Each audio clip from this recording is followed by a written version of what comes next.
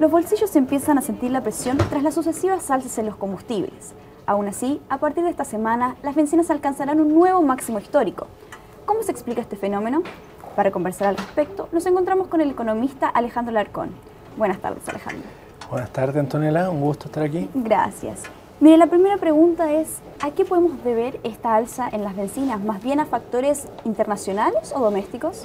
Sí, las últimas alzas han estado íntimamente relacionadas con lo que está ocurriendo con el petróleo en los mercados internacionales. Y los últimos 2 meses hemos acumulado un alza de 70 pesos, que ha impactado de una forma muy importante al IPC de este mes, que todavía no ha sido publicado, pero al menos va a ser un 0,4%. Y yo creo que más de la mitad de ese impacto viene del alza en el precio de los combustibles.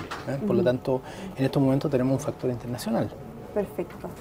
Y vemos que, si bien estamos en máximos históricos, el CIPCO no está funcionando. ¿Debería acaso haber una nueva reforma legal para ponerlo en funcionamiento para que comience a operar cuando tenemos cambios en el precio del crudo de este tipo?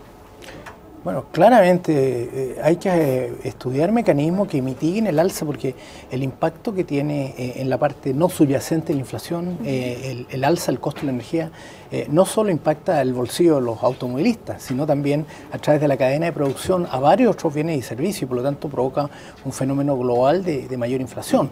Yo he calculado que la inflación en el primer trimestre, solo en el primer trimestre, va a ser más de un 1%. 0,4 en febrero, más de 0,5 o 0,5 en marzo.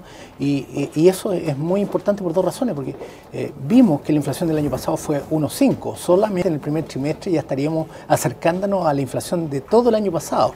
Y si uno lo proyecta lineal, podríamos llegar a una cifra cercana al 4%. Por lo tanto, las autoridades tienen que ver mecanismos de mitigación, porque la inflación es un impuesto extraordinariamente regresivo que afecta sobre todo a los ingresos de la gente que tiene más bajo ingreso, valga la redundancia, en el país. Por lo tanto, claramente es un tema de riesgo que está enfrentando la economía en este momento, el alza abrupta que ha tenido la inflación, y todavía tenemos pendiente cuál va a ser el impacto del exceso de gasto que hay en la economía sobre la inflación. Entonces, la inflación se está transformando en un factor en la economía chilena.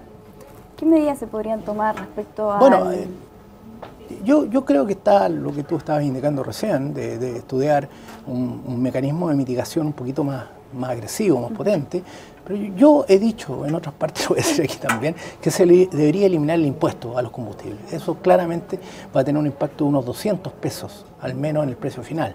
En este momento eso sería bastante significativo y por lo tanto no solo ayudaría a tener el precio de la gasolina más cara, el precio de los combustibles, sino a una serie de otros bienes que se producen en el país, a bajar sus costos y por lo tanto a contribuir a que no se genere un ambiente de expectativa de inflación más alto en nuestro país. Pero si el impuesto a los combustibles es una de las mayores fuentes de ingreso del Estado junto con el IVA, ¿es realmente factible que se pueda eliminar? Bueno, ahí hay que estudiar la manera de hacer un reajuste de las prioridades.